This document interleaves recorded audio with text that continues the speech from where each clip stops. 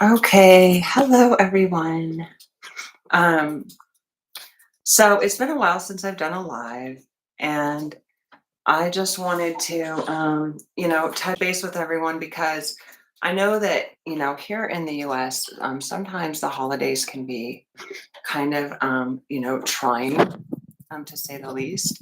Sorry, I'm trying to get my camera here to cooperate. It's supposedly moves on its own, and so trying to get it to not do that, right? Um, the tracking. So I know that it can be,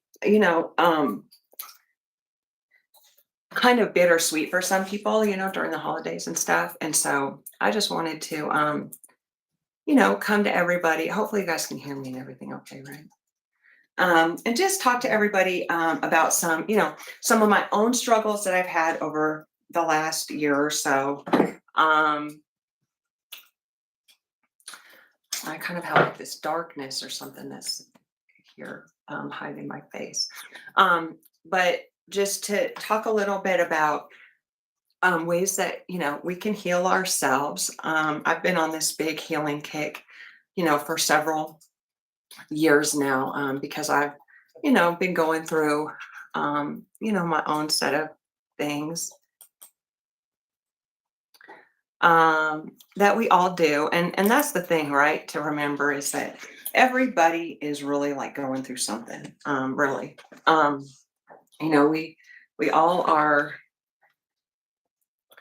I'm sorry, I'm just trying to get this guy to kind of so that my whole face is seen. Um, we really all do have our own struggles, and so what I have always wanted to have is a community of people where we can come together and support each other, through all of our struggles and just the things in life that we really don't anticipate coming up that do, and sometimes we just have absolutely no idea how to handle those things. um, and we just wish that maybe somebody who was unbiased and supportive could be there for us. um, so that's kind of what I had planned for today. So if you guys have questions or comments, or you want to you know share with me anything pertinent in your own life, that is wonderful. That's exactly what this is for. So, um, I, like I said, have had some struggles. I had a abnormal breast exam last October, in October of 2024. And along with that, I had just had surgery in March, and I was in a really not healthy relationship for probably, um, well, it was about 6 years or so. And, you know, all of those things together, kind of created a slippery slope for me. Um, and I wish I could say it just got super easier as the year went on, but it really didn't. But I'm happy to say that now I did get my breast exam. I needed an MRI, and I did get it. It was kind of interesting. I don't know if you guys have ever experienced something like that. Probably not, unless you're a woman. Although men do get breast cancer, it does happen. So that you have to lay down face forward on this machine, and they tell you to be as still as you possibly can.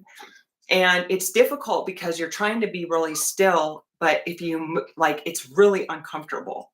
And so every time I move, like one of my legs or my arms or something would kind of start shaking because I was trying to hold it so still. I was just like, so it's kind of and you have to be in there for, like, because then they pump this liquid into you that they can see. um you know, it's whatever, it like glows in the dark or whatever. So they can see certain things in the MRI and whatnot. I did get something back saying it was healthy, but they immediately had me coming in for a second mammogram, just a regular mammogram. So that's coming up on like Tuesday. So, but the wonderful thing is that I moved. So I moved to a city about maybe an hour and a half south of where I was. And I took about a month off, as you guys know, from, content creation and all that stuff. I was like driving Uber and things like that just because I was bored. um, and I was trying to get to know, this area. Having it be as close to my house as it was, it still seemed like, everything was brand new to me. I really didn't know the streets that well. I didn't know the neighborhoods or anything like that. And I was camping for the month of August, and I had the most amazing time. I was camping up in Manitou Springs, and I was basically like right on top of a waterfall. So it was really interesting and cool. And it was fun. And so that I think was really helpful. Just to take a little bit of time for myself. So since February of this year, I have had a case with my ex because he threatened me in my house, and he ended up just getting off. The case went all the way until November. They were going to have me. It was set for trial, and then they called and said the DA said that he didn't think he had enough evidence to have a conviction or whatever. I don't think that's true. I think that I think that they thought that I was going to like be an unreliable witness because they had video um, of like our feet, which is kind of funny. I had a camera in my apartment looking at my dogs all the time, and so they had video of that and could hear him and everything. Um, I think that I was just really like kind of upset, and I was frustrated that I felt like I was the person that was on trial, that I did something wrong. Because what ended up happening after the whole thing was um, I got evicted from that apartment, um, and it was not a good situation. I spent many nights in my car. I I was paying for hotel rooms like day by day. Um, I really thought um, that my life was like coming to a really crazy place. I had no idea what was going to happen, and I felt I didn't have any support of my family or anybody, and so that's why I think it's really important to reach out to people. When we're feeling depressed um, and just like we don't have any support. Generally, our MO, like our modus operandi, is to go inside of ourselves, right? It's not really to reach out to people. And you don't have to tell people like what's going on. But what I notice that always helps me in life is to have community with people and to just because we always think our story is like so horrible and our lives are so horrible and whatever we're going through is like the absolute worst. And then we talk to people around us and we're like, wow, okay. It puts things in perspective, right? So that's why I think it's important. Sometimes the last thing I want to do is get online and relate to my subscribers or my fans or whatever just because I I'm afraid of people judging me, right? And being like, what is her problem? Or, she should be thankful for what she has, which is all true, right? Um, but I also think that there's something very powerful and strong in admitting when you're feeling weak or when you've gone through something. I think that there's a lot of strength and nobility in that. And I think that if anything, we can be a good example to other people and let people know that we're here as a listening ear and as somebody who's willing to go down that road with you. Nobody wants to go through getting removed from their house. Or recently, I just found out I lost my dogs. I had my dogs staying with my mom, two of them, and she ended up giving my dogs away. I don't know why. She never called me and asked me if I wanted them back or anything. So that was like the latest blow. But the bottom line is that I'm here, and and I have a roof over my head, right? And I have a lot of other things going for me, right? So I've kind of been dabbling a little bit in thinking about going back to, possibly back into IT. But I feel like the most important thing to remember for myself is that we come to places in our lives for specific reasons, right? We don't always know what the reason is. Sometimes it's not revealed to us until later. And it's really not the cards that you're given, it's how you deal with how you play your cards, right?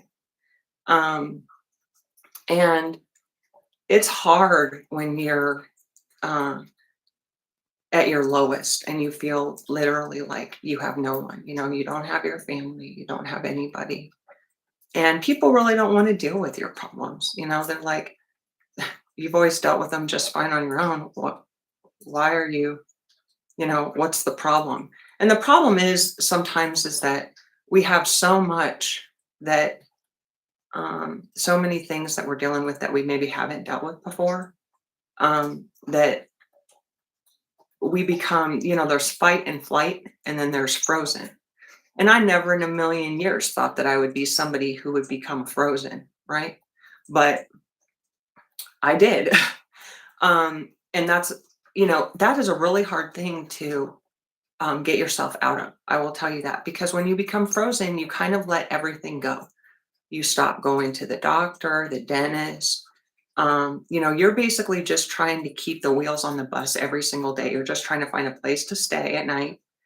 You're trying to take care of my dog, make sure that she has some semblance of like a schedule or something. Um, you're trying to make sure, like I was in my car all the time.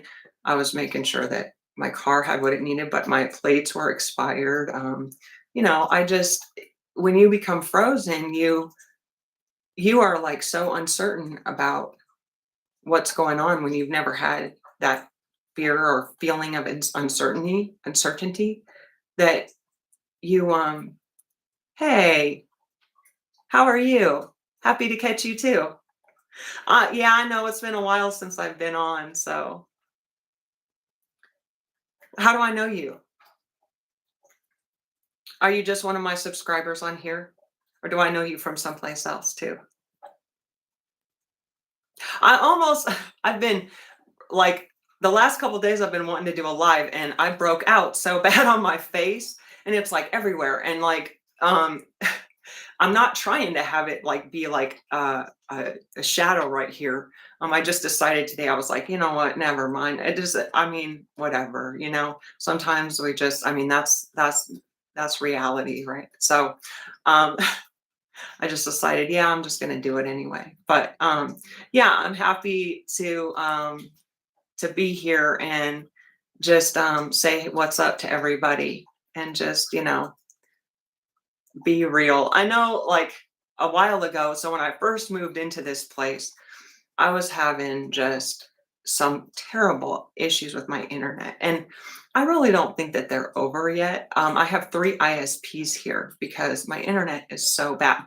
Well, at the time, I wasn't considering this, but this house I live in is an old tuberculosis boarding house, and it was built in the late 18 like 70s.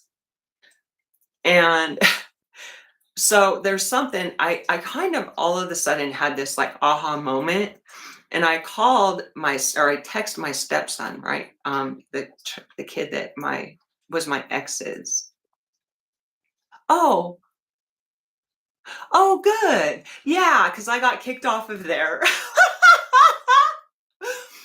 Yeah, they kicked me off and they won't let me back on. And I don't, but I am on other platforms, just so you know, that a lot of people have followed me to like strip chat, which I'll be getting on there after this. It's sometimes it's taken people a while, but yeah, they just closed my account down one day. Um, and I can explain if you care, in a little bit, but yeah.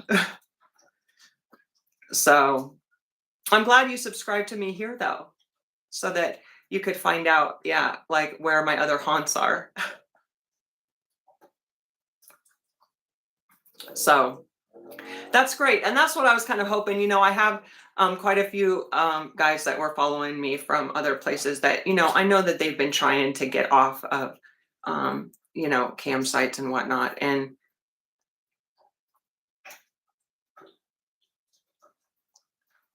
yeah, it is more chill. Um, I was thinking about retiring, my race play and stuff like that. Because, well, I mean, it, the taboo-ness of it and all of that stuff doesn't bother me nearly as much as just it's not what I see myself. It's not my calling in life, right? And but to be honest, I mean, it really has helped me develop like an online presence and just talking about the effects of racism and stuff like that. So um, I decided to kind of come back full swing, and be, crazier than I ever have been, especially since I wasn't on there anymore. I was always getting my hand slapped for stuff that everybody else could do. And I think the reason is because I figured out lots of ways to and I did get my hand slapped on the other ones too, because I used to do these like live like, ratings, and I would have a mirror and stuff like that. Oh, that's good. Yeah, because and that's really, where my calling is with healing. I know that my voice is something that people are really drawn to. And I never knew I had, such an impactful voice before I started just being a content creator and stuff. And so um, I'm really not by choice, but by force, being forced into taking stock and accountability. Hi. Oh, you do? Well, that's wonderful. I'm glad you like the evolution of the channel. Because I had somebody the other night who he used to follow me on here. He follows me on one of the um campsites. And he basically said, remember when you used to do the yoga swing and you had, 75,000 or whatever views and all of this stuff? And I said, well, yes, but I don't have a yoga swing anymore. Unfortunately, when I moved from that place, I couldn't take it. And but the bottom line is that I still work out. I was almost going to do a workout today, but I thought it would be a little bit more personal just to kind of hang out and just talk about, some of the things that I've been doing and going through over the last year. And also the leg, my foot.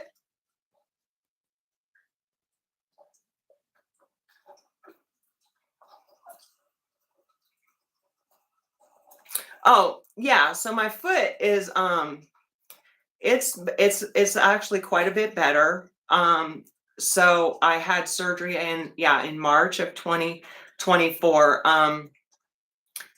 My foot is fine. I think I wasn't able to work for a little bit after that. My YouTube channel took off, but I didn't I still am kind of like, unless you have millions and millions of views, which that's never been like the most important thing for me. I want I want to give people quality content. Um, so I I wasn't really sure exactly what to do with it, to be honest with you. And, so I was trying to do a bunch of lives, and my internet there was really bad, and the lives were like starting to go down the toilet.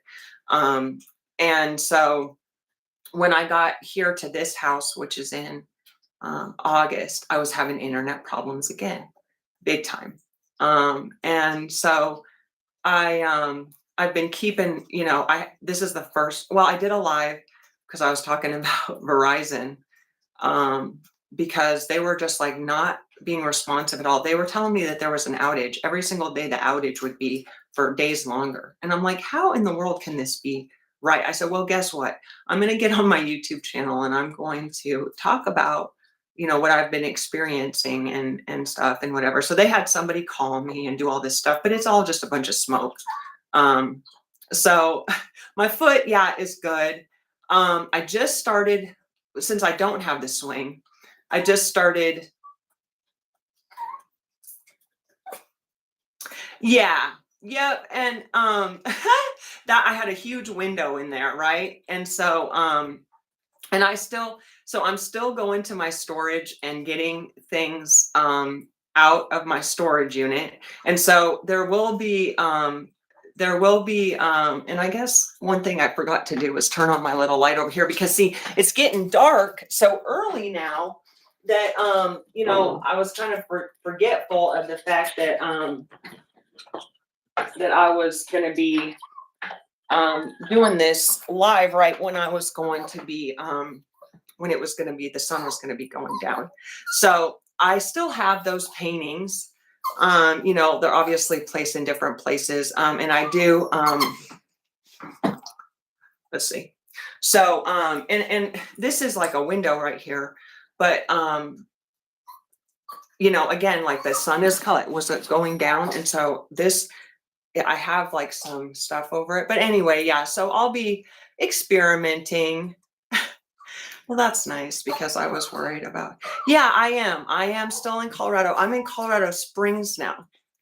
So, I don't know if you guys are, that familiar with, Colorado, but, yeah, so I'm in the Springs, and,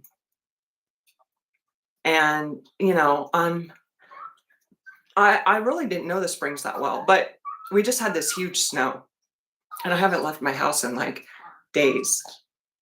So, it's like I need to get out because I think that's another thing that can, cause, some, just, we have to interact with other people, even if it's just like at the grocery store. I think that sometimes as a content creator, I get so used to interacting, like, through a camera, and I don't know. I don't know if it's always the healthiest thing. And I've been, acknowledging that. But yeah, so I am. And so so yeah, I mean, this is just I thought I would get on and just talk to everybody a little bit about like the holidays and just let everybody know. Did we? So I do want to say, so I have some of the most amazing music that I've been listening to for a while. And so I've been trying to figure out, right? Because I have a rap podcast on here, right, that I did once. And ever since then, I've been trying to figure out, how am I going to do this where I can play the songs? And all of a sudden my camera started like doing something, where I can play the songs. And so I figured something out yesterday, actually, because I just got the new iPhone. And something you can do on the iPhone that you stop it, that you couldn't do before. Well, what two things? One is you can use both of the cameras. I mean, before I think you had to have like a software or something, and now it just does it natively. and that's cool. And then also, you can record your screen with sound, right? So before I used to record my screen, but and also I used to be able to record like my phone calls because I've been on psychics.com for a while now, and I just like to record some of those calls so I can like just evaluate myself and stuff.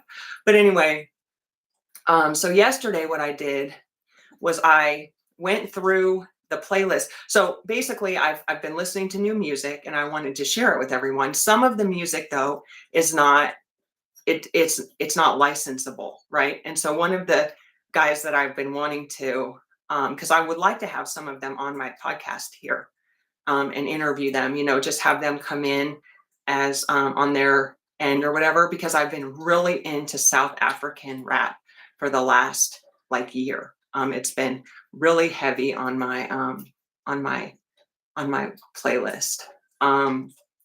And there's a guy, his name is Beast Viking. Well, I contacted him last November and asked if he would be on my show. He said yes, but my Facebook account had gotten hacked. Even though I contacted him on Instagram too, he only let me know on Facebook.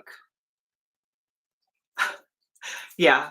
Well, and I told him because he has quite a big following now. Now, when I first was listening to him, he had about the same amount of subscribers here that I do. And so I thought that would be like a good match, right? For us to be able to, because I mean, he's really like, I guess what you would say, a producer. He like mixes stuff, but he's amazing. So I also contacted Deucey Wavy. I don't know if you know who he is. And so anyway, I figured out the playlist of music that I can have the licensing for, right? Well, so I started recording. I started playing it on my phone and then like hitting record on my computer. And it was like, it just didn't sound good. It sounded really distorted and terrible. And I'm like, man, how I want it to be like where I can show, because I was like, there has to be a way. I mean, if all of these videos are on YouTube already, why then couldn't I use the videos? Like people make playlists all the time of other people's music. So why couldn't I make like call it like a playlist, but then just talk about the artists in between, right? So anyway, we'll see. So what I did is I just started recording my screen yesterday and I added a bunch of artists that I want to talk about. And we'll see if I am going to bring that in. It's like, I think like 10 minutes or something, but I figure I'll cut it all and then I'll talk about all the artists. But I think it's way cooler to see, because all of them are on YouTube. Now, I did find a few that, well, I put together a whole playlist of stuff that's already out there because, yeah, that's what I thought. But what happens is and I haven't done a reaction yet, right? All I've done is I mean I was just doing a workout one time alive and Frito Bang was on in the background. I was just playing it on my Spotify and it got, it was like you have to replace the music in this. So it did my live, but then for me to be able to show the live afterwards, it wouldn't. So I was like, and I don't think it's not nearly as effective when you go on like my first show. I just talked about everybody, and then I had the playlist in addition to it, and I was like, man, this sucks. I want it to be because I want it to like be like, okay, so the next artist is um it's Glamazing. Glamazing.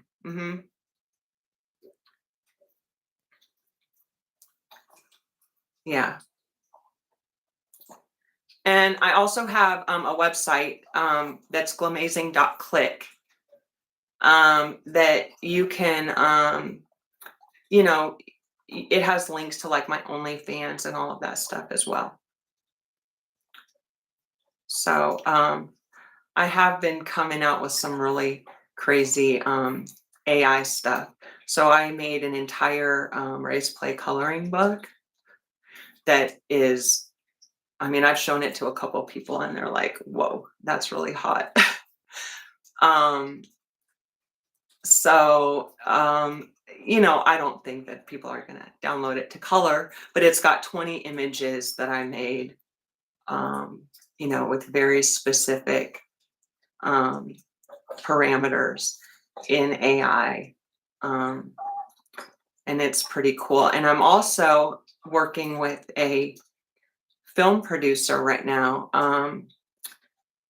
So he's learning AI stuff, and I came up with a really interesting like anime. It's an anime about it. It takes place in Japan, and it's uh, it's about these guys that are so there's these guys in Japan. I mean, there's females too, but it's kind of like a sub movement, or not a movement, but just a subculture. They have Japanese mothers and African fathers, but they speak Japanese. And they're all like blinged out. They're all VVS'd out, like they have slugs and all this stuff in their teeth and whatever. Well, I was like, that's cool, that's pretty hot. This one of the kids that comes to me through PayPal, he is the son of a Japanese diplomat. And so he was telling me about this, and I was like, wow, those guys sound really hot, right? So, right. But it's real life. It's in real. So I was like, I have to do something with this, right? Because I think it's a subculture that most people really don't know about, right? And I was like, how could I make this into a really cool like anime? So I started creating AI images for it, right? And they're cool, but I was like, how could I make, what kind of storyline could I make? So I came up with a storyline where these guys they are basically underwater, not necessarily robbers, but they go out into the ocean and they find, um, uh, riches basically. And they've done this since they were in their 20s. They're like in their late 20s now. But essentially, they were picked up. Two of them were picked up by the Japanese government, and two of them by the North Korean government. And so they're basically all four of them are working for both sides, and they're kind of like vigilantes that are trying to basically keep world peace by knowing what North Korea's next moves are, and also Japan's, right? Because Japan isn't allowed to have a military. So their, their heart kind of is with Japan, but they also are, they're not trying to be like, they're not trying to do North Korea dirty, but they're just trying to see what they're up to and stuff. So neither government knows that they are working for the other one. And so inside of this, they have their own kind of things going on, right? Like one of them is obsessed with American MILFs, right? That come in vacation in Tokyo. And another one is obsessed with North Korean women, right? And another one is obsessed. So they all kind of have these women obsessions, or like, I don't want to say kinks, but kind of uh, preferences, right, in women. And so they're always kind of watching out for each other, but then they're also always kind of getting into their own little, things with women. And so anyway, I think it would actually be really cool. And it might even be something that I would put on here, because I'm not planning it on being like adult content. I'm planning on it being something that's really cool. So when I started designing the storyline, it started writing it for me in Japanese. And I was like, oh my gosh, this is so cool. So, my creativity is totally still peaking. I come up with like all this crazy stuff all the time. And, it's really just about finding time and people to help me, because I'm really good at coming up with storylines and the images, but the actual anime part, it would take me a lot longer to learn. This last summer I was working for Meta, and Unity software is 85% of the software used for Meta VR and AR. And so I bought stock. I had stock in it and I made quite a bit of money, but I sold it. So I started investing in Unity software again because, they have days where they'll go up 12% and stuff like that. Of course, they go down, but, it's a pretty, I can't really see it going. It's not going to be going anywhere downward, just because of the banks are so invested in it because of Meta using it so much. So I feel like it's kind of a safe bet at this point.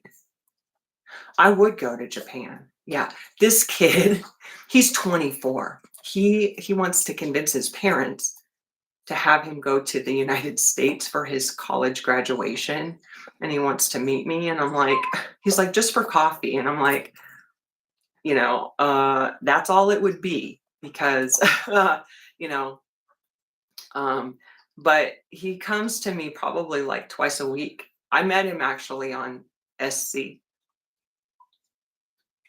So the guy that I'm working with who is learning the software is in DC, and I haven't actually, I've only sent him, the kid is, yeah, but the guy that's the VR artist or whatever, he's a black guy. He's American, but his family is from Ghana. He was born here though. So he's actually going to be a guest on my Healing for You podcast, and I'll be putting that up. That's on Patreon. And I have a link on here.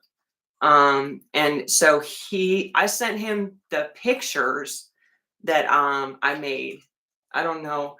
I have I could I'll upload them on here, so you guys can check them out. I'll just put them together as like a PDF file or something and upload them, if you guys want to see them. Or you can reach out to me on, you can send me a comment or something, and I can send them to you. I guess I can't on here. I have to send them to everyone, which is fine. They're pretty cool.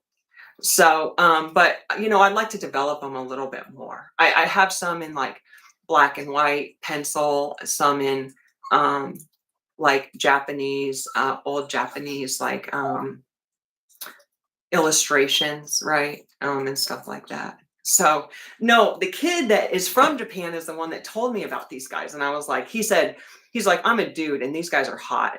I said, really? He's like, yeah. And so I kind of was thinking about it. I was like, man, it would be cool to just kind of,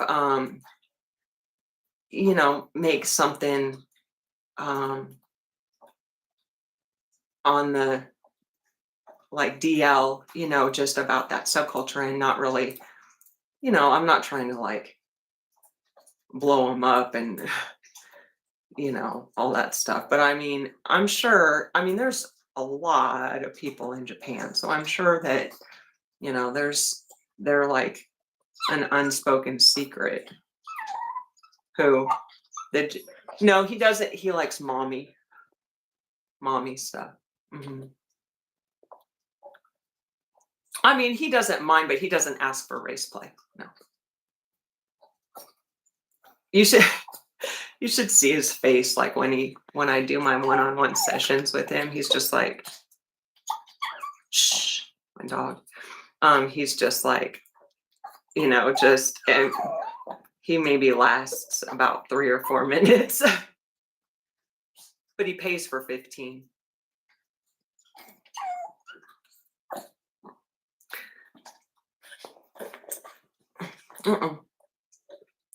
Yeah. So anyway, He's a nice kid though. I mean, when I first started talking to him, we just talked about bape, clothing. Stop, Luna. We talked about all kinds of stuff, just Yoshi Yamamoto because I love fashion so much. So we started talking about bape and well, I mean, so for these, I just, it's more casual because I'm not, I'm not, um, I'm not online. Online on my streams. I really do have to be pretty professional just because all of those are recorded, right? So, and I had a guy come into my room recently, and he's struggling with some things, right? So he's like kind of, I don't know what's going on with him, but I guess he started doing drugs again and stuff. And so he kind of like beats himself up all the time. And, and I tell him like, don't do that. But anyway, he left me some reviews on there that are, like, because he likes to be called like pedo. And I'm like, but you're not. So anyway, he left me some reviews on there, and guys were thinking that I do age play. And I was like, oh no, it's not. Like, I already am, really going over the line with my other stuff. So, but I would say that mommy is probably my second to, I would say it's probably more popular than RP. So, yeah. But this kid,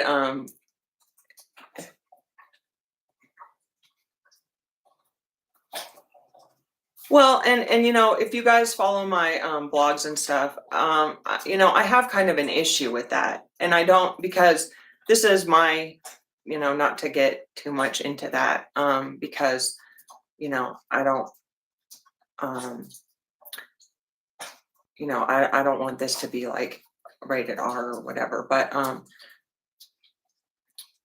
the only reason that it's considered taboo is because after the Civil Liberties Union and everything, affirmative action, white people weren't allowed to say it in public anymore. I mean, it was something that it was a fireable offense if it was used in a workplace or on a bus or anything like that, right? That was the whole Board versus Brown versus Board of Education, and then the Rosa Parks. So, um, uh, saying the N word is not necessarily taboo. It's been the status quo for almost 400 years, right? The reason that now it's considered, the reason that like streammates, they got so upset about it and stuff is because, um, I was saying things about the white guy, right? And they said I was inciting violence. Well, I think that's really an interesting concept. Um, and it's only, so the people that are the most judgmental and the most harsh are the ones who, in my opinion, really are racist, and they wish that they could say it, right? But it's not that I go around saying that. It's that, people pay me to say it because it's cathartic. And I understand that, dating black guys my whole life, I understand that it's cathartic. Do I agree with it? I think it's kind of an easy way out, right? I think that a lot of guys like to do it because then they can say, demeaning things about white women, right? And all of that stuff comes from someplace, right? Either the way they were raised or an experience that they had or something like that. And that's the reason why I keep pushing forward with it, is because I do think that these types of conversations are really important. And I don't think that there's enough white people in America that want to talk about the acknowledgement piece, right? There's nothing wrong with white people acknowledging that what happened was wrong. I think the fact that everyone wants to put, slide it under the rug and not, and just pretend like it didn't happen because they weren't a part of it, doesn't that doesn't really settle well with me. I think either you're against it, or if you're just sitting there and not saying anything, you're basically for it. And I wish that in 2025, this was not something that we were dealing with. I think it's absolutely insane that we're dealing with racism still. You would think that our culture would be beyond something like that, but it's not.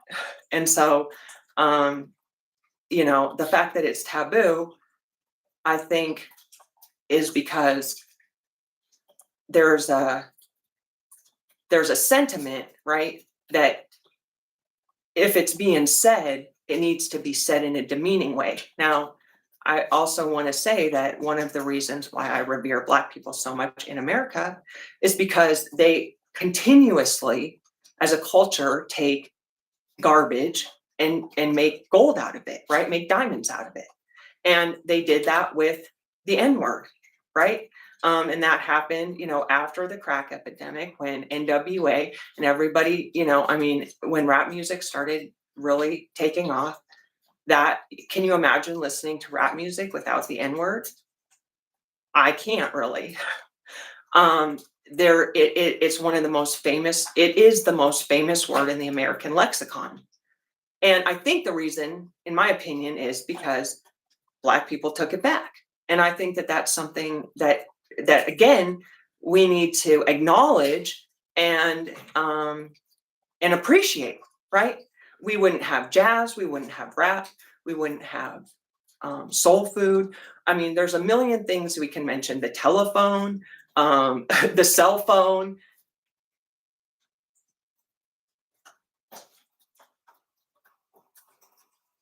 Helped what?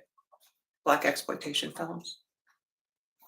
Well, and I'll say this too, porn has never really done any justice for the Black culture. As a matter of fact, I feel like oh, well, and I think that that's pushing it i-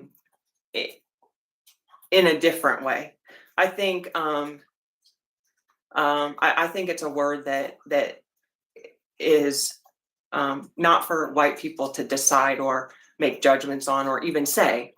I think it's a word that belongs to African Americans, and they're entitled to do whatever they want with it.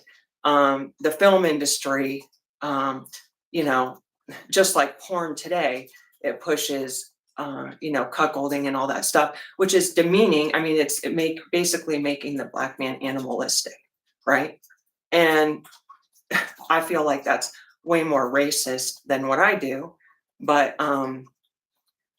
everybody's going to have their own opinion, and I really think that opinions, when it comes to people's fetishes or kinks or whatever, you know, you that's something that happened to that person at some point in their life, and you can't reverse that, right? So, what turns people on, and that's all there is. But I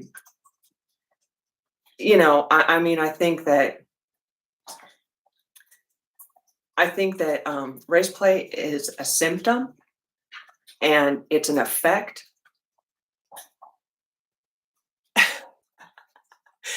I do have some homemade.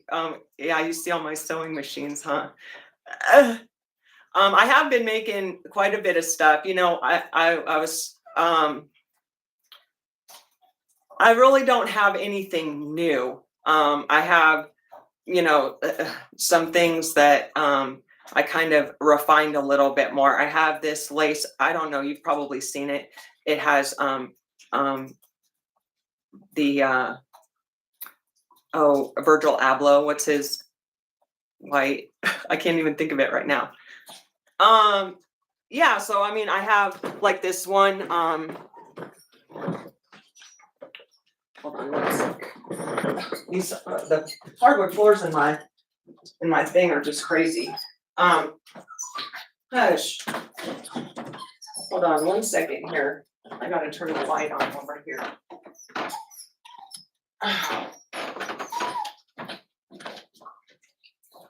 Yeah, that's one thing. I just love to sew, and so that's been something that I've been trying to get much better at. But it just all takes a lot of time. So that's something that sometimes I just don't have a lot of, unfortunately. I think you probably have seen all of these if you've seen me, online or whatever. But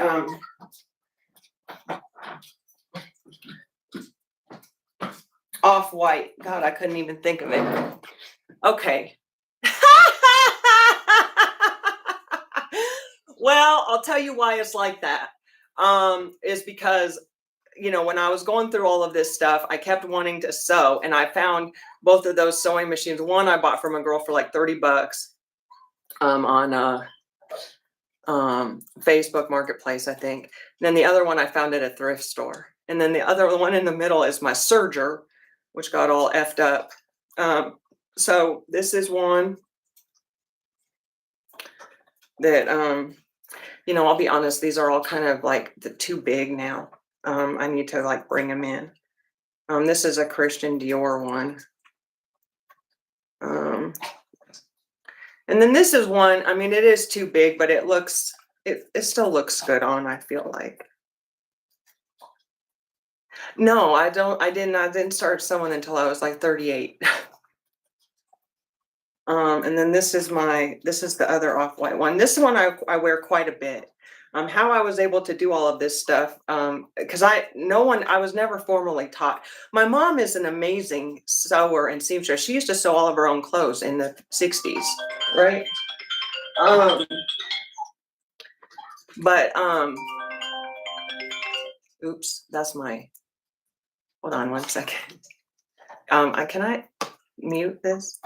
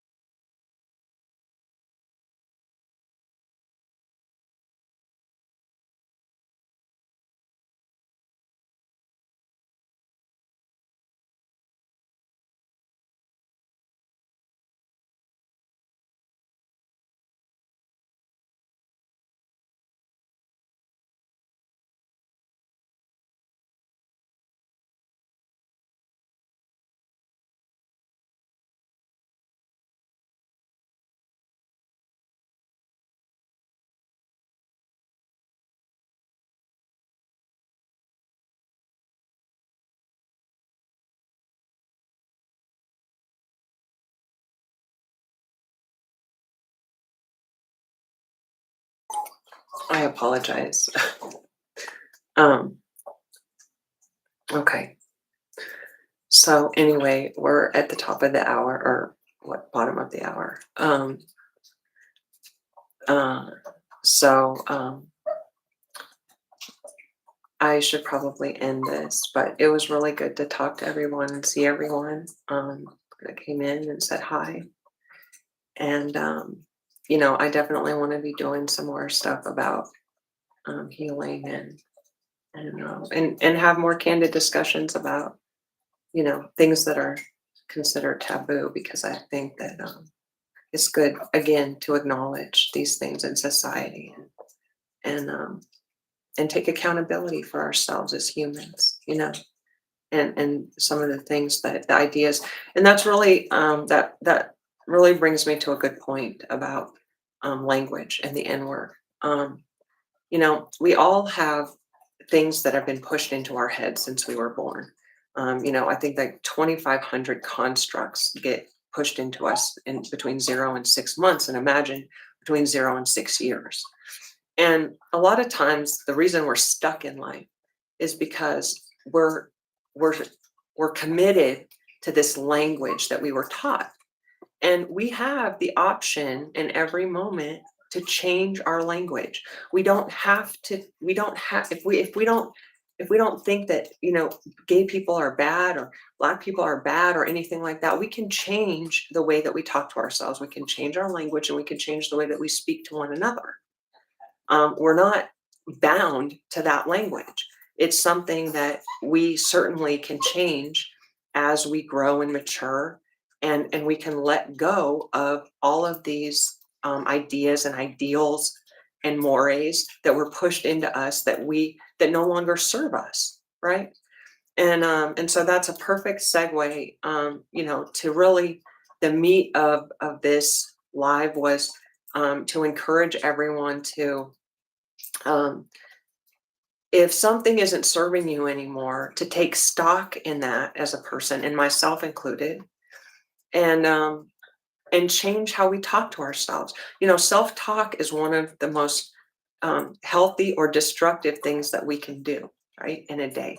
How we talk to ourselves, and one thing that I've been highlighting in social media is, when how do you know when you're next to a confident person, or how do you know if somebody's really confident? And some characteristics that I've noticed are, a confident person doesn't talk about money, doesn't talk about, they might have nice things, but they don't talk about, they're not flicking their Rolex in your face or anything like that. They might like nice things, but they're not talking about a label or how much things cost, how much money they make or don't make. Those are things confident people really don't have in their vernacular, right? Um, Confident people also don't talk about other people when they're not there, right? They don't gossip because they're confident. They don't need to talk about somebody else's less than them, right? Confident people oftentimes, um, you know, they they're comfortable in any situation, and they're comfortable talking to anybody, because when you're comfortable with yourself, you're not like, oh, that's not something that I approve of. Every human being is a human, and you're comfortable with yourself. When you're comfortable with yourself, you don't need to judge other people. So comfortable people are confident people generally literally can talk to anybody, because they don't have barriers about what's appropriate and what's not, because they have their own morals and values inside of themselves. That's what makes them confident, right? They're not looking to their neighbor. What's my neighbor doing, to tell them what's right from wrong, right? They already have that established in themselves. So talking to somebody who people see as unseemly doesn't bother them, because they're not going to get pulled in. Just because they're talking to a homeless guy doesn't mean they're going to become homeless. And that's what people think in society is like, oh my gosh, you're talking to so and so, you associate with people like that. Whether I do or I don't, I have my own set of guidelines and morals, and so I don't look to other people. Just because I'm talking to somebody doesn't mean that I'm exactly like them, right? They say birds of a feather. I don't necessarily think that that's true. I think a confident person can be comfortable in any environment, right? No matter what. With old people, young people, they can talk to children. They can talk to, as a matter of fact, they can talk to people without even knowing their language, right? Because that's what a confident person does, is they learn how to communicate with anyone. Um, so anyway, those are just some things that I've been noticing, and that I'm trying to uh, you know establish in my own life, because there's nothing, I think, better than feeling confident in who you are, being able to go anywhere, or being able to spend a holiday by yourself and not feel bad because you like who you are as a person. And if people don't want to spend the holidays with you, that's their problem. That has nothing to do with you. You can make whatever you want. You can wear your jammies. You can be late. You can leave early. You can do whatever you want, because you're not stuck spending your holiday with a bunch of people trying to impress people that are never going to be impressed by you anyway, because certain people and certain family members, they're just like that. And one thing that I've definitely learned in the last year is to let those relationships, I'm not going to chase anybody anymore. If somebody wants to spend time with me, they'll show me. They'll call me other times of the year, not just on a holiday. They will ask me how I'm doing. They will, send me a text message, or comment on something on social media. They'll let me know that they care for me. People that don't let you know don't care. It's very obvious when people care for you, because they show it. And if you're chasing other people, chasing people down for their affections and stuff, that's what they want. They want you chasing them, and they're going to ultimately give you nothing. And it's a one-way relationship, and I'm personally tired of those. So I'd rather be by myself or with my dog any day of the week than try to chase somebody down, to pay attention to me or something. Because those days are over. I'm not a little kid anymore. I don't need people to pay attention to me to feel validated. I can validate my own self and my own self-worth, right? So anyway, I'll leave it on that note. And it was wonderful. Her name is Luna. Yeah, so she's sitting here whining. Um, always does this when I get online. I don't know what her deal is. So she had a big, huge surgery right when we moved down here, and she's healing really well from it. And that's the other cool thing about SC is the dog can be in the frame. You don't get kicked off or anything if your dog is in the frame, as long as you're not doing anything with them. Like sometimes she wants to sit on my lap, so I'll pick her up, and no, you don't get in trouble for any of that, which is nice. Now on the other one that I'm on, Bonga, I know it did go fast. And thank you for being patient. So I can talk about this a little bit more. And I am going to talk about it in my Healing for You podcast. That customer, he's been my customer for about a year, and he spent probably about $600 with me. And unfortunately, his mom was very sexually abusive to him. And he's struggling with that. And I've talked to him a few times and let him know that, he doesn't have to carry that with him. I said, "You don't still talk to her, do you?" And he said that she calls every few months and wants him to come see her and stuff. And I said, "Well, I don't know where you're at in your life, but I don't." I said, "Would she still do some of those things with you?" And he said, "Yeah, I think so." I said, "Well, that's probably somebody that you're going to want to leave in your past, as much as, we all want to have our mothers in our lives, and me included, right? It just isn't possible. Like for me, it's not at all, because my mom is just a very dishonest human. And, that's not the type of person I need in my life, period, let alone my mother. Right. And you definitely don't need somebody who wants to take advantage of you, especially long before your cerebral cortex was fully formed. That's supposed to be your protector. Right. And so I I don't know that it's him, but he's really the only kind of person that I've, he's consistently always called me. And yesterday he had to get off the phone really quickly. And so I'm trying to encourage him, to again, heal himself and to know that I believe him. I do believe he says that he's tried to talk to people and they told him he was lying and stuff. And there's no way you can lie about some of this stuff. So, um, uh, again, I never thought that I would be in a position to even hear stuff like this, let alone counsel people or just be somebody that they trusted.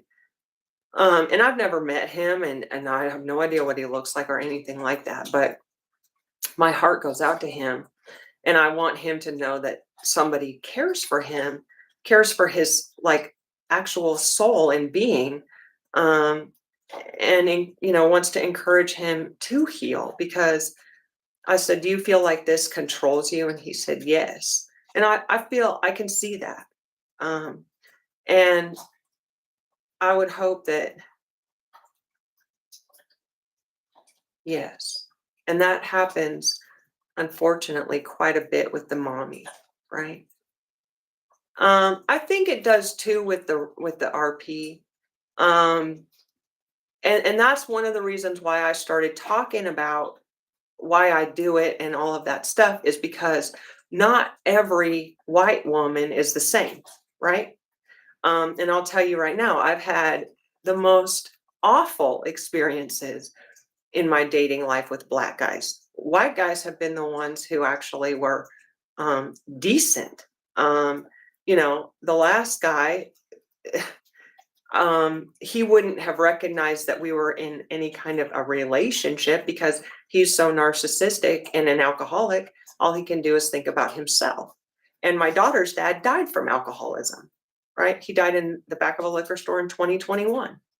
I watched him drink his life away for, um, 20 years from the time he was 28 until he was 51 and he killed himself. So, um, and the two of them together, are probably some of the worst people I've ever met in my life. What's interesting is, some people that, um, this is the place I live is pretty small. And so I don't have a laundry here. So I end up going to do my laundry places. And there's this one laundromat that I consistently go to because of the types of people I meet in there. Um, you know, there it's a place where it's very conservative, but at the same time, there's a lot of like hippies with dreadlocks and stuff.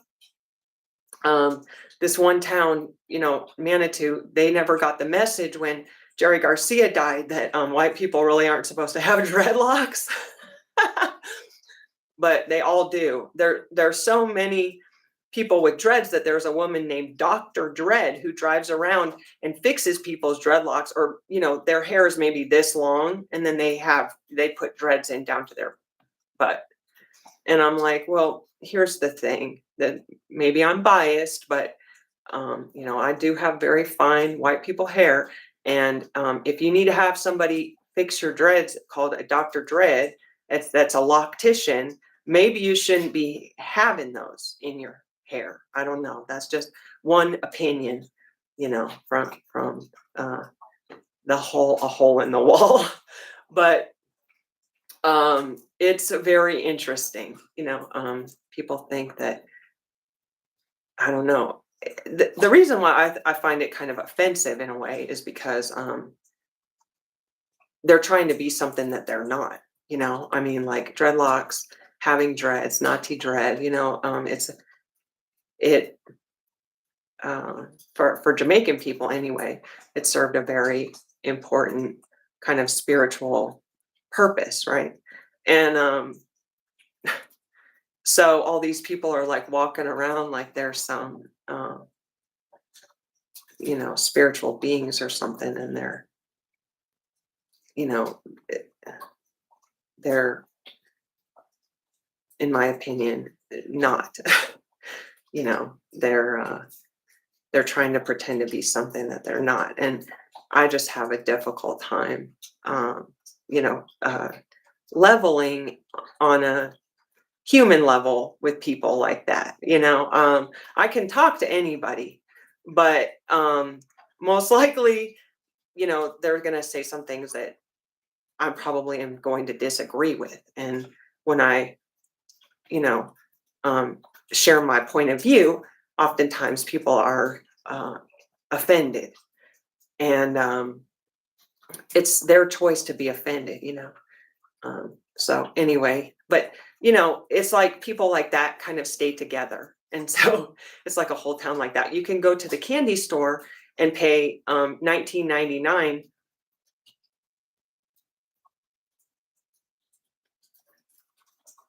Well, yeah, I am too, until they're throwing it in your face, and their hair and their hair issues become part of your issue. um Otherwise, I really don't care what people do. But when people are trying to you know uh use their hair or whatever as a way to um uh connect with people, um and then I just kind of go, it's a really small place. So there's only 4,600 people that live there. So I just had some interesting experiences. Let me just put it that way. And I mean, I'm not policing anybody's hair. It's just, um, it's just interesting, how much emphasis is put in such a small place on your hair and your hairstyle, um, and judgment is for people that don't have dreadlocks or choose not to. I found that to be really interesting too. So I just had some interesting experiences with people. And again, I had some wonderful experiences with people at the laundromat. I was even thinking of doing something like laundromat confessions or something, because I met this guy one day. His name is Rooster, right? And his dog, he had a pit bull that was just going crazy. And I said, "Oh man," I said, "that's a beautiful dog." And he said, "Oh yeah, sorry about her going so wild. She has 12 puppies in here." I said, "What?" And he was homeless and stuff, and an alcoholic. But he was, I mean, he had this dog, two dogs in there and then one of them had these 12 puppies. And the whole thing was, I mean, the dogs were the cutest things you've ever seen in your life. I mean, I said, "Can I hold one of these?" I mean, this dog, it was like suckling on my arm. I mean, it was just, I said, "Man." He said, "Well, they're all spoken for, I think." And he was trying to get $500 a piece for them. And they're, growing up in a truck in the back of a dual cab. And I was like, well, but the dogs were amazing. And he was an interesting character, and somebody who just really needed like a listening ear. And um and so that's what I was in that moment. But it was really heart-wrenching to see all those little puppies, and just, I mean, just in a good way. They were so cute. I mean, their breath and just everything. I was just dying. I wanted to take every single one of them home with me. And as a matter of fact, there was an empty apartment over here that I told him that he could come and stay in, but he wasn't, he wasn't really in a position to want to do that. He kind of has his thing, and that's what he was doing. So but it was still wonderful to see all those puppies, 12 pit bull puppies. I've never seen that many at once. And just I put one down next to my dog, and normally she barks her head off at other dogs, and she was just kind of like, "What is going on?" Yeah, this dog had 12 puppies. So um and you find that a lot where people are trying to sell dogs in parking lots and stuff down here. Um, there's a lot of homelessness. And um I think it stems from a lot of different things. But I think a major thing is that, in areas that are really conservative, there's an idea that if you're a drug addict, you can't get your life together. And I absolutely disagree with that. I think there's plenty of people that are addicted to all kinds of things, whether it be drugs or shopping or porn or whatever, that are able to handle their lives. I think that pretty much everybody has some kind of an addiction or something that they kind of, you know, uh, obsess or indulge in too much, and they're fine. So I disagree with the fact that every single person that's homeless is a drug addict or whatever. I would say that there's just just as many. I think that the difference is that people other people have learned how to manage their addictions, right? So it's like, if you like whatever your addiction is, you wait and do that, and when you're done with all of your other stuff, right? Because if you like doing it, you have to have a house to live in, you have to have all this stuff. And I think that some people just lose their footing, and and it's happening more and more because there's no support, there's no resources, there's nothing. And I am a first one to understand that fully, with what I just went through with my ex. At the end of the whole thing, it felt like I was the perpetrator and he was the victim. That's really how it felt. And he ended up getting off anyway. So they drugged me through an entire year. I couldn't get a place to live. I couldn't get them. None of the victims advocates or anything wanted to help me at all. They thought that I was just, poop on the bottom of their shoe, essentially. And then they had no problem kind of expressing that. And so what I realized is there is no help, if you're going out to any sort of a facility or anything like that. Any institutionalization is just trying to suck you in to basically, throw you away with nothing. And it's just interesting. So I had a firsthand experience for about 9.5 months with that. And it's funny that the victims advocate tried to call me back and wanted to talk to me about it after they said, yeah, well, we don't, they had him come into court dates and all this stuff for an entire year. And then they said, yeah, we don't think we have enough to convict him. And I was like, okay, right on. I said, well, guess what? I said, you just let him know that he better never, ever, ever try to come near me or anything, because I'm going to use my own measures to protect myself from now on. So if you have a chance to speak to him, which I know they did, they talk to him all the time. So I said, you just let him know that, he needs to stay as far away from me as possible.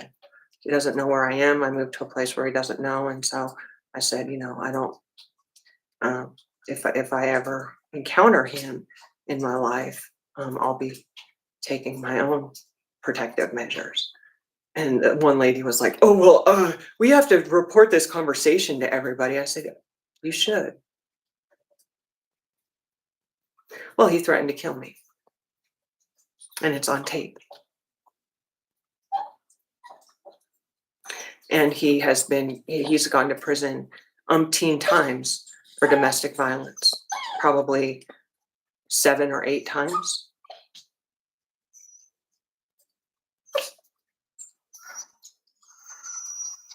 And it's the reason why I got evicted from my apartment, and I got evicted, and then I couldn't find another place because I had this eviction on my record that only happened because of him.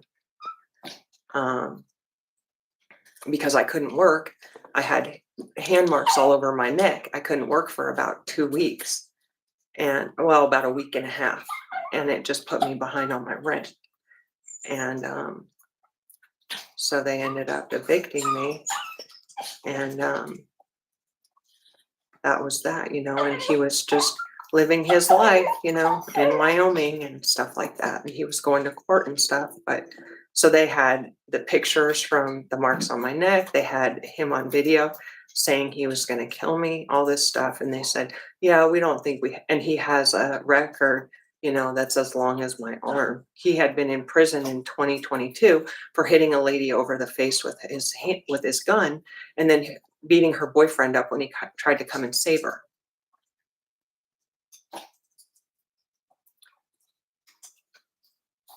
So, yeah. So when you talk about, losing your footing and having nobody there to support you, Um, you know, that was that. And then I tried to stay with my daughter for a little bit, and she kicked me out for cleaning her closet. Um,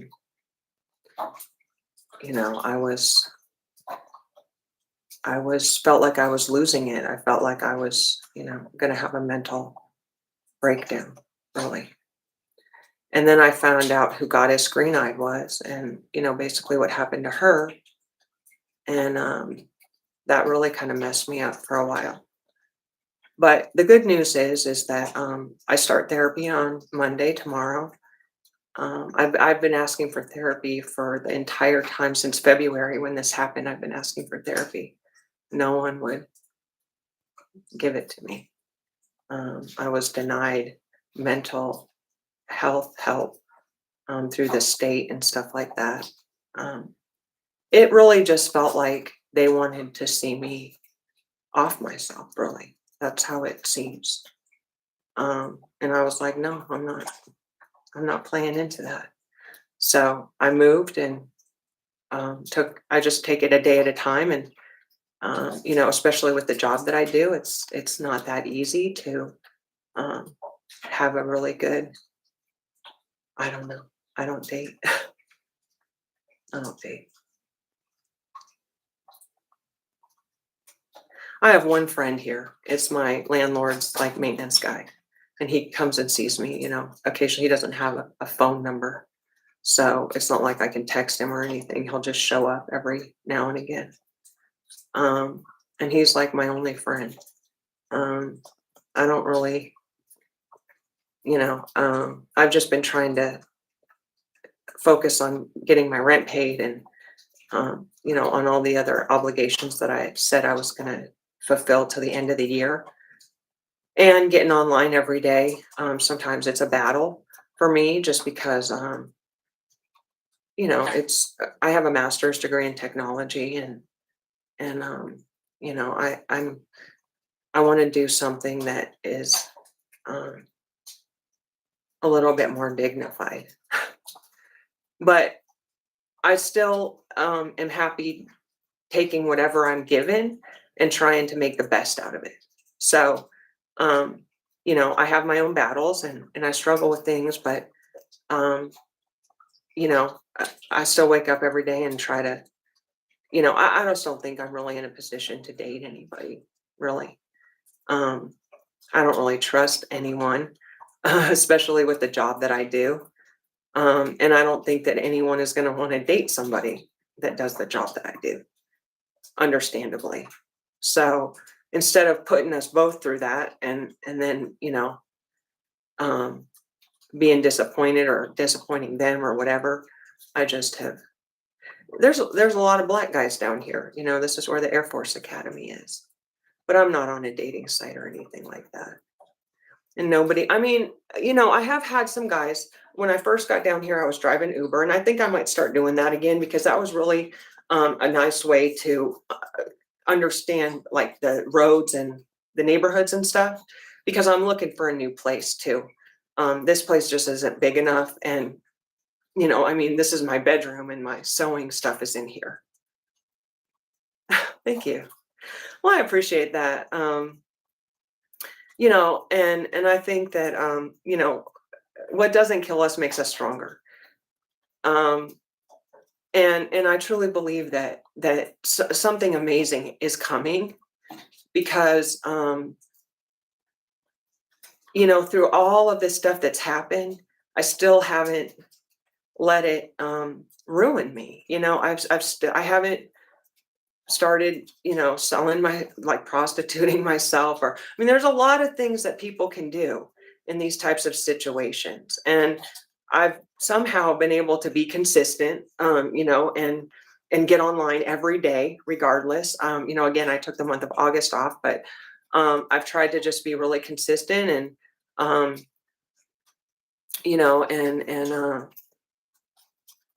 and just evaluate things in my life and um, decide what's serving me and what's not. And obviously, getting through this situation with this guy, it was a big deal.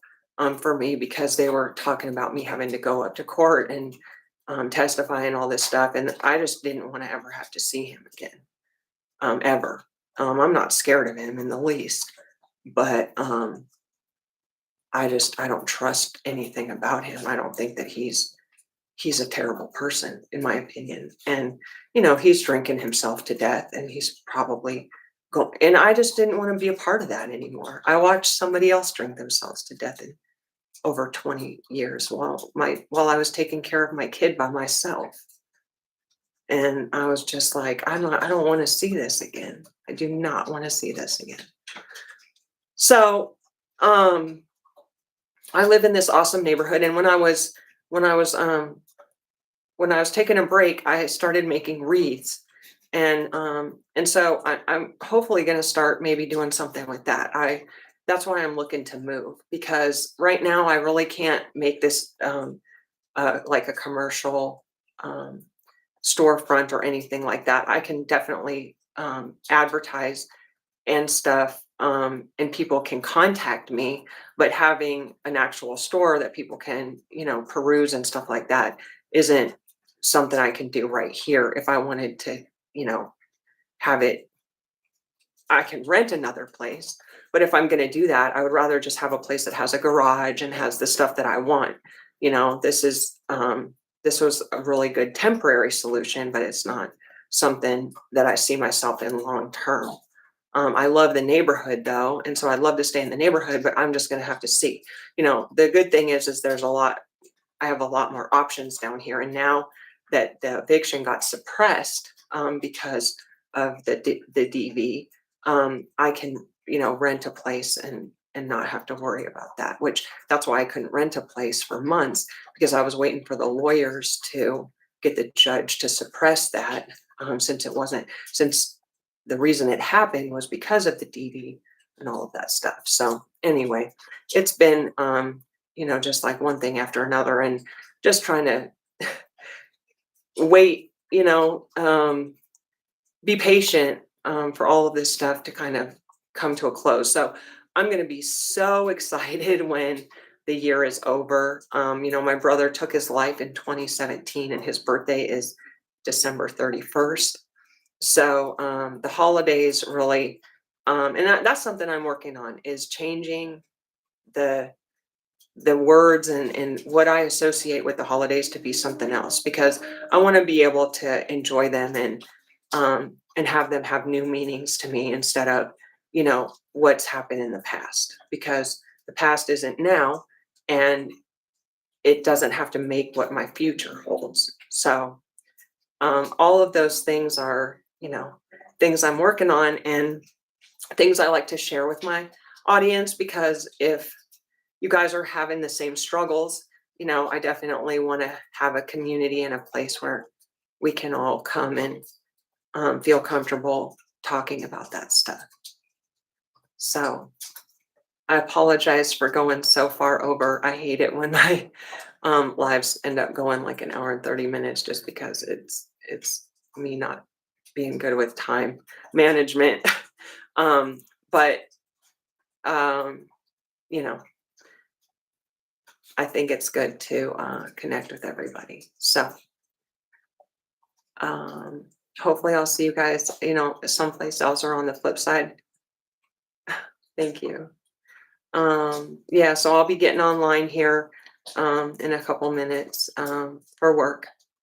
And I'll see you guys soon. I was hoping to do something like this, every week or even twice a week, just through the month of December, and see, what the response is with my audience. And if it's something that you guys like, as long as my internet is stable, I have no problem doing that. So I will see you guys next time. Thank you. You too. Thank you so much for stopping by. I really appreciate it. I'm glad that you came through. And I'll see you guys next time. Thank you so much.